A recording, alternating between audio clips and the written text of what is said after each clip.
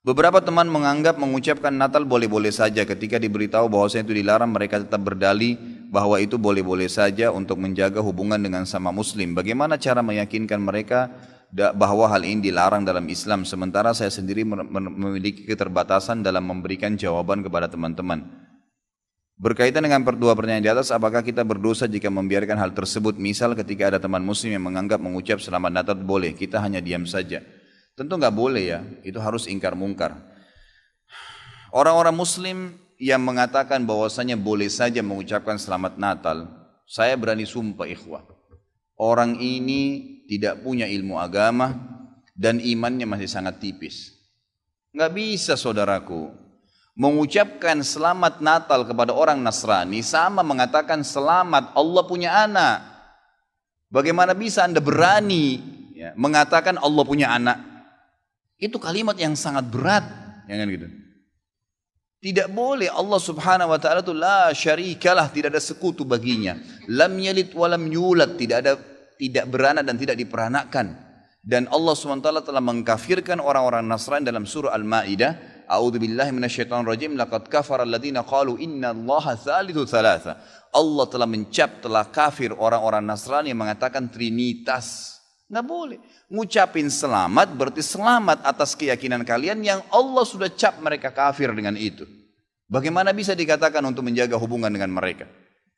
Kalau Anda menjaga hubungan dengan orang non-muslim, orang Nasrani dengan berteman, bertetangga, partner bisnis, kan gitu. Orang tua kita yang kafir kita silaturahim, tetap berbakti padanya. Kerabat-kerabat yang masih non-muslim kita silaturahim, jenguk kalau sakit, membantu orang miskin mereka, boleh saja. Tidak ada yang larang dalam Islam itu. Tapi jangan sama sekali berhubungan dengan masalah keyakinan dan ibadah mereka. Nggak boleh memang dalam masalah ibadah. Allah mengatakan, ini tadi subhanallah saya pikir antum sudah tahu nih. Ya, makanya saya ulangin lagi sebab turunnya surah Al-Kafirun. Al-Mughirah telah datang kepada Nabi SAW mengatakan, wahai Muhammad, Mekah kita bagi dua saja. Sehari buat kamu, sehari buat kami. Kata Nabi SAW, saya belum faham, coba jelaskan lagi. Kata dia, sehari Muhammad, kau dukung ibadah kami, kau ucapkan selamat buat kami, kau ikutin ajaran-ajaran agama kami. Sehari lagi besok kami ikutin agamamu, kami ucapkan selamat untukmu, kami dukung ibadahmu. Apa jawaban Nabi SAW? Sehari-sehari. Biar adil. Kata Nabi SAW, tidak boleh. Kata dia, wahai Muhammad, sehari buat kami, dukung kami, ucapkan selamat buat kami, ikutin ritual kami. Seminggu buat kamu. Kata Nabi SAW, tidak boleh. Muhammad, sehari buat kami, sebulan buat kamu. Tidak boleh. Sehari Muhammad buat kami, setahun buat kamu. Tidak boleh, kata Nabi SAW. Terakhir, hai Muhammad, sehari buat kami, seumur hidup buat kamu. Sehari kamu ikutin kami, dukung ritual kami, selamat buat kami. Kalau pakai akal sehat, kalau pakai akal manusia, bukan akal sehat, akal manusia saja secara biasa, kan gitu. Kita pikir, oh lebih baik sehari kita ikutin orang kafir, dukung saja, ucapin selamat sama dia, selesai. Seumur hidup akan masuk Islam. Apa jawaban Nabi SAW? Tidak boleh. Lalu Jibril AS datang pada saat itu langsung membawa surah Al-Kafirun. A'udzubillahi minasyaitonir rajim. Qul ya ayyuhal kafirun.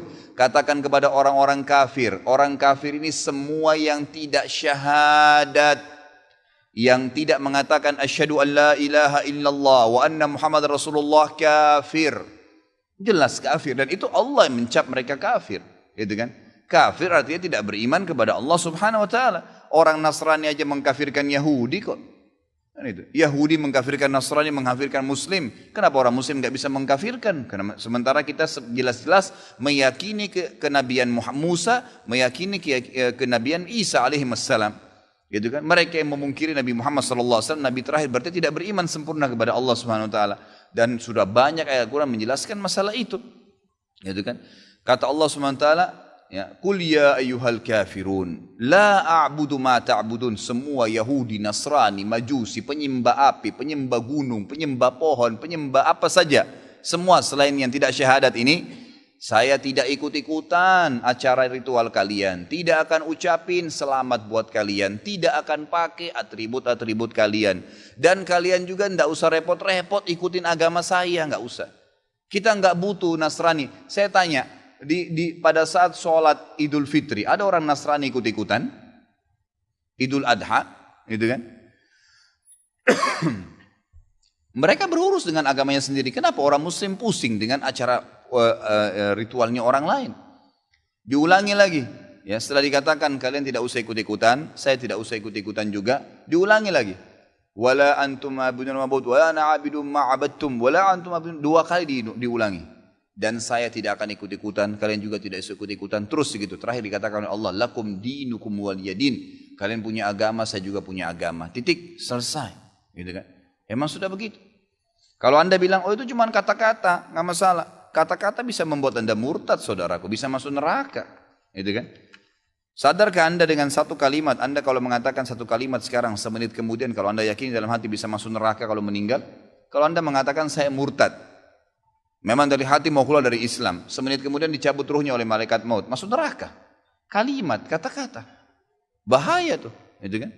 Mungkin teman-teman juga sudah tahu yang dialog antara Muslim sama Nasrani di Amerika. Si Nasrani mengatakan, kenapa kau tidak ucapkan kalimat Natal, selamat Natal buat saya?